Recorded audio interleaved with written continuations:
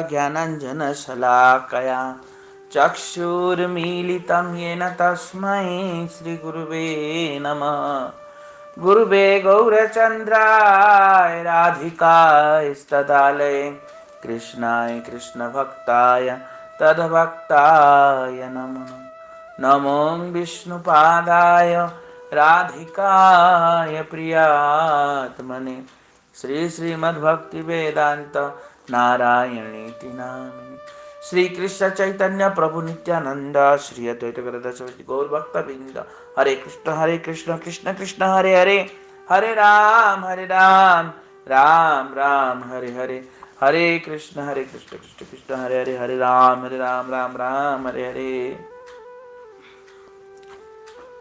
हाँ, सर्वप्रथम मैं अपनी गुरुपाद पद्म परमारध्यतम श्री श्रीमद् भक्ति वेदांत नारायण गोस्वामी महाराज जी के चरण कमल में अनंत अनंत कोटि दंडवत अर्पण करता हूँ तथा श्री श्री राधा रमण श्री श्री राधा विनोद बिहारी जी के चरणों में अनंत कोटि दंडवत अर्पण है। उपस्थित भक्तगण श्रोतागण सबके चरणों में रहता है प्रणाम है। अब क्या कह रहे हैं? नाम परायण साधु ही वैष्णव ही साधु है। नामाचार्य हरिदास ठाकुर जी कहते है न साधु मुखे यबे सुनी एक नाम वैष्णव बलिया तारे करीब प्रणाम। क्या कह रहे हैं? कोई वैष्णव अगर एक बार भी हरि नाम करता है तो उसको मैं साधु जानता हूँ। हाँ, नामाचार्य हरिदास ठाकुर इस प्रकार कह रहे हैं,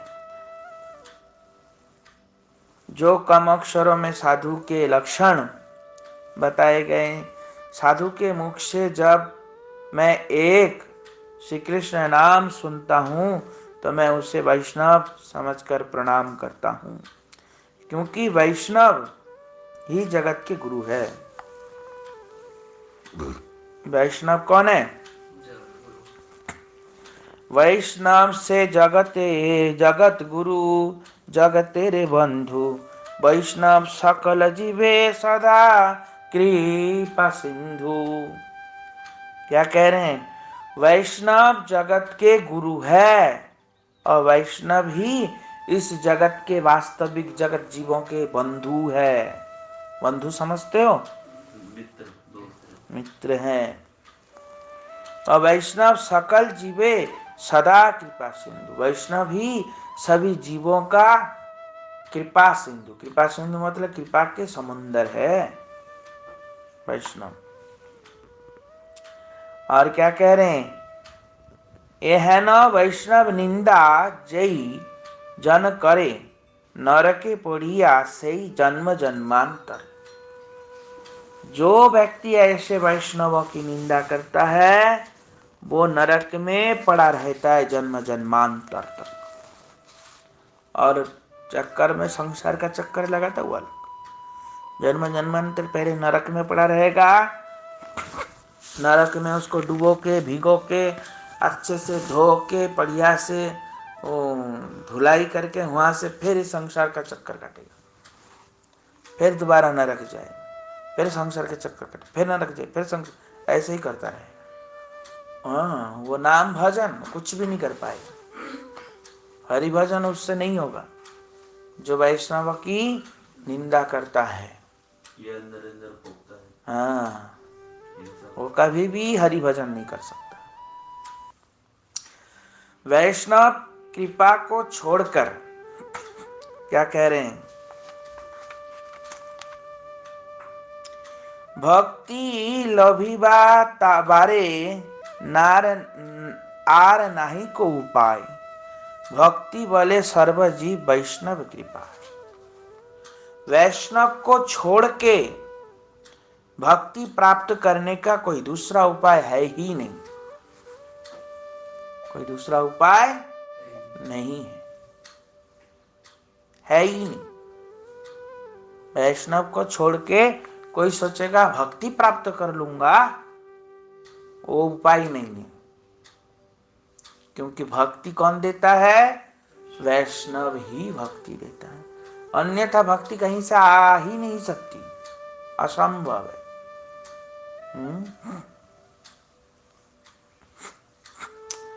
तो वैष्णवों की कृपा से ही सब जीवों को भक्ति की प्राप्ति होती है।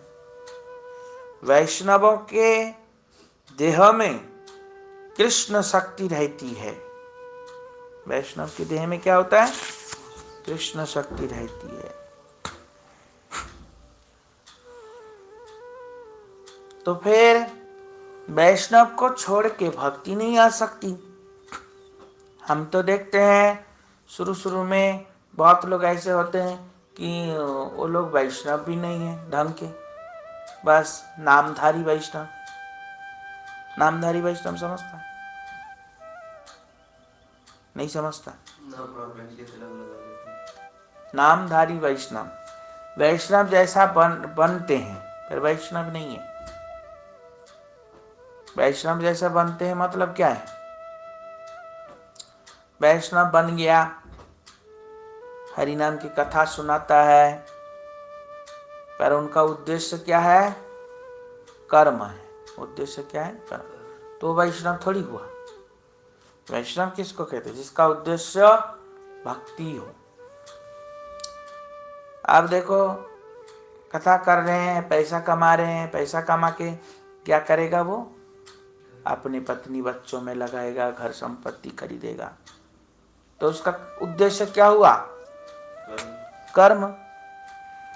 हाँ, वो पैसा लेके भगवत प्रचार में लगा रहा है और भगवान की विशेष रूप से प्रचार हो, इसी विषय में लगा रहा हो, तब तो भक्ति होगी। वो पैसा लेकर के क्या करेगा? अपने बच्चों को देख रहा है, अपने ही घर मकान अच्छे से बना रहा है, अपना ही प्रभाव दुनिया को दिखा, तो ये क्या हुआ? कर्म। तो क्या है? वैष्णव जैसा है, वैष्णव नहीं है। उसको नामधारी वैष्णव कहा जाएगा। क्या कहा जाएगा? नाम। क्योंकि उसका लक्ष्य भक्ति नहीं है। उसका लक्ष्य क्या है? धन उपार्जन। उसका लक्ष्य है धन उपार्जन करना, भक्ति करना नहीं। क्योंकि जिसको भक्ति चाहिए उसको पैसा नहीं चाहिए होगा। वो पैसा का क्या करेगा? जिसको भक्ति चाहिए वो पैसा उनके पास आएगा तो क्या करेगा? भगवान की सेवा में लगा देगा। तो जिनको भक्ति चाहिए वो पैसा नहीं लेगा, मतलब अपने लिए नहीं लेगा, जो कुछ है उनके भगवान के लिए। तो वो तो फिर भी समझ में आता है। पर जो पैसा लेके संसार में लगा रहा है, दान का पैसा, अपनी गृहस्थी पाल रहा है, तो वो क्या वैष्णव है?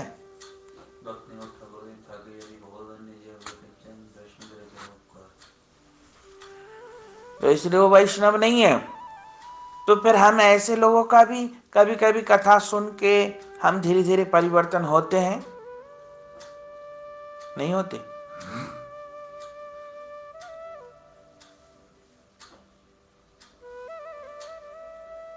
होते हैं, नहीं होते?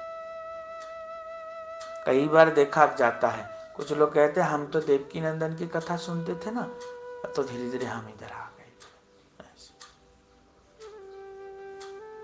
तो इसके मतलब क्या हुआ?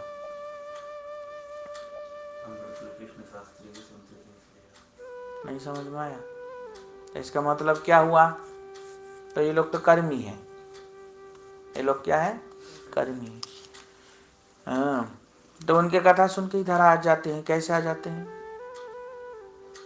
तो इसके मतलब उनकी पूर्व जन्म की सुकृति है। क्या है? उन लोगों की पूर्व जन्म की सुकृति है, इसलिए वहां सुना तो सही, पर उस कथा से वहां भगवान का नाम भी है ना, तो अनजाने में सुना, इसलिए उनका वो सुकृति बना। अनजाने में भगवान का नाम भी सुना तो क्या हुआ? सांकेत्यम परिहास संवास्तो भवमहिल, इसलिए उसको सुकृति बना। और पूर्व जन्म की भक्ति उन्मुखी सुकृति है, इसलिए भक्त के पास आके टकराया। अंतत्व उसका गति कहाँ हुआ? भक्त के पास, क्योंकि उनके सुकृति पूर्व जन्म का था। इसलिए समझ में आया कि नहीं आया? ऐसे लोगों का क्या होता है? पूर्व जन्म का सुकृति होता है। चाहे कहीं भी चले जाए वो वहां से निकल के दोबारा उसी स्थान पे आ जाएगा जहां पे उनका जड़ है। समझ में आया? जैसे हमारे छोटे महाराज जी थे पहले, मायावादी जैसा सिद्धांत। अच्छा, सन्यासी महाराज जी, अपना नाम भी बता रहे खुद ही, सन्यासी महाराज जी थे, भक्ति वेदांत सन्यासी महाराज। तो सन्यासी महाराज जी थे, ये मायावती जैसा था। मायावती जन कह रहे ब्रह्म में लीन हो जाऊंगा, ऐसे घुस जाऊंगा। मैंने इनको एग्जाम्पल दिया, जब माँ के पेट से बच्चा एक बार निकल जाता है दोबारा घुसा सकते हो क्या? अच्छा बोला, दोबारा मतलब उनके पेट में स्थापित कर सकते हो? जहाज वाला एग्जाम्पल दिया है? जहाज, हाँ जहाज वाला दिया, ये वाला भी दिया। सब कुछ पानी में चला जाता है फिरने के बाद, तब भी उसका आकार नष्ट हो जाता है। हाँ 3.5 घंटे तक बहस की तुमसे, बहुत बहस किया था। हमने इनको हरा दिया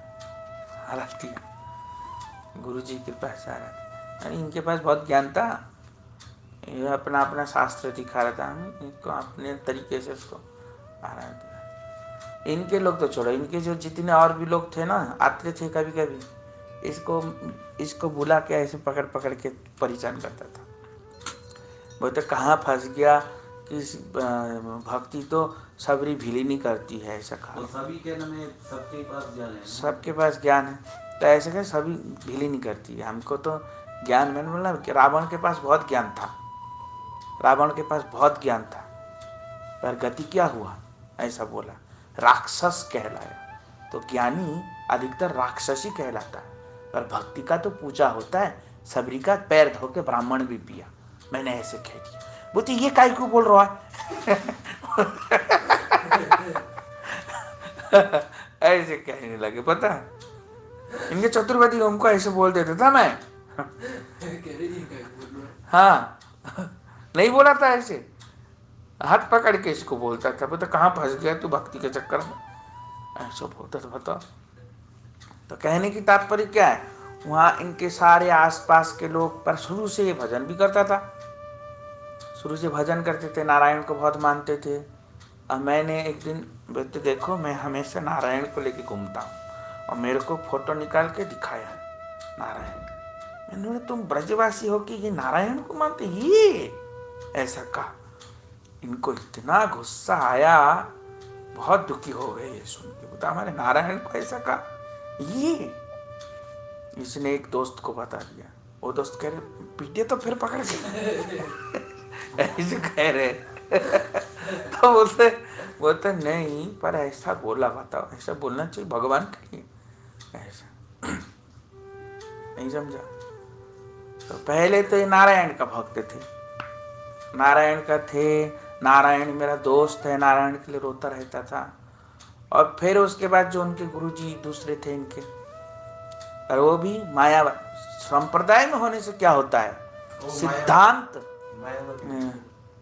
वो नहीं थे उनके, उसमें आता है कथा मायावाद का खंडन। तो फिर उनके अनुयायी कैसे मायावादी का सिद्धांत के में है, उनको अपनी गलत लगाते हैं ना वो, तो अपने गुरु तो ले लिया, ऐसे थोड़ी होता है।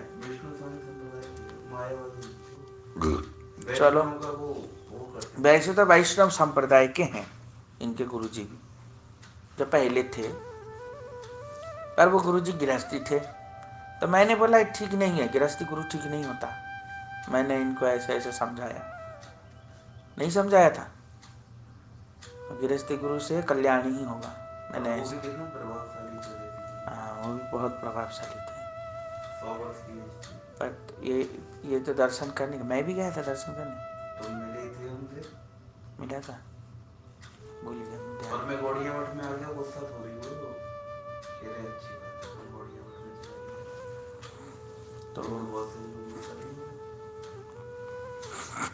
तो ऐसे थे। पर जड़ जहाँ है वहाँ अपने आप वो पहुँचेंगे। तो इसलिए ये होता है भक्ति उन्मुखी सुकृति, मतलब पिछले जन्म का उनका संस्कार है, इसलिए वो घूम फिर करके वहां आ जाएगा। उसमें किसी का कोई करामत नहीं है। उसमें अगर हम सोचेंगे हमारा करामती है, करामती समझते हो, हमारा हाथ है, हम सोचेंगे हमारा हाथ है, तो उसमें हमारा कोई हाथ नहीं है, वो उनका पूर्व जन्म का संस्कार है, इसलिए वो घूम फिर करके वहां आया। आया समझ में? तो इसलिए वो घूम फिर करके आएगा, पर आएगा जरूर। तो संस्कार के कारण ऐसा होता है। वो किसी व्यक्ति के विशेष से नहीं होता, उसको बस थोड़ा सा इधर उधर का मिलना चाहिए, बस उससे वो पकड़ लेगा। तो कहने की तात्पर्य वैष्णव जैसा है पर वैष्णव नहीं है। समझ में आया? तो इसलिए इस संसार में वैष्णव को छोड़ के कोई भक्ति का दान नहीं कर सकता। और वैष्णव के शरीर में कृष्ण शक्ति रहती है। वैष्णव के शरीर में क्या होता है? कृष्ण शक्ति रहती है। ऐसे वैष्णवों को स्पर्श करने से भी श्री कृष्ण में भक्ति उदित हो जाती है। जो ऐसे वैष्णव को छू भी लेते हैं तो उनके अंदर कृष्ण भक्ति आ जाती है।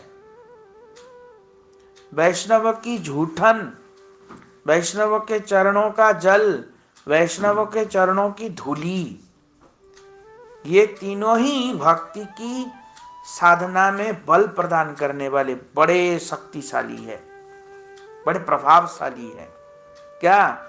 वैष्णव अधरामृत आर पद जल वैष्णवेर पद रजह तीन महाबल। क्या कह रहे हैं हरिदास ठाकुर? ये तीनों महाबल है, सभी प्रकार के विघ्नों का नाश कर देता है। क्या क्या पीछे क्या किस लिए नाश करते हैं? किस लिए नाश करते हैं? वैष्णवों का जल और वैष्णवों का चरणामृत और वैष्णवों का अधरामृत, तो ये क्या करते हैं? तो सभी प्रकार के विघ्नों का नाश करते हैं ये तीनों चीज। तुम खड़े होके सुना करो। नहीं। तो वैष्णव निकट यदि वैसे कतक क्षण, वैष्णव के निकट में यदि कुछ समय तक बैठा जाए तो उनके शरीर से श्री कृष्ण शक्ति निकलकर श्रद्धामान हृदय को स्पर्श करके उसके शरीर में थोड़ा कपाकर उसके हृदय में भक्ति उदय करा देती है। क्या कह रहे? कोई वैष्णव के साथ बैठेगा भी ना तो उसका क्या होगा? उसके हृदय से उसके हृदय में भक्ति आ जाएगी। बैठने से कुछ नहीं बोलेगा, बैठने से ही आ जाएगा। तो उनके अंदर इतना शक्ति होता है वैष्णव के अंदर। क्या होगा? पर कब होगा? पर कब होगा? कब होगा? तो कह रहे श्रद्धामान हृदय में होगा। कौन से हृदय में होगा? श्रद्धामान। और श्रद्धामान हृदय वो छूने से भी कोई फर्क नहीं पड़ेगा, वैष्णव के खून पी लेने से भी कोई फर्क नहीं पड़ेगा। नहीं समझ में आया? हाँ? और श्रद्धामान हृदय कुछ करने कुछ फर्क नहीं पड़ेगा, कुछ नहीं पड़ेगा। तो श्रद्धामान होना चाहिए। जब किसी के हृदय में भगवत भक्ति उदित होगी तो सर्वप्रथम उस जीव के मुख से श्री कृष्ण नाम निकलने लगेगा एवं हरिनाम के प्रभाव से वह तमाम सर्व गुणों को प्राप्त करेगा। क्या होगा? जब किसी वैष्णव के पास आएगा ऐसा, उसके हृदय में भक्ति आ जाएगी तो उसके मुंह से फिर कृष्ण नाम निकलेगा। और कृष्ण नाम करने लगेंगे। क्या करेगा? कृष्ण नाम।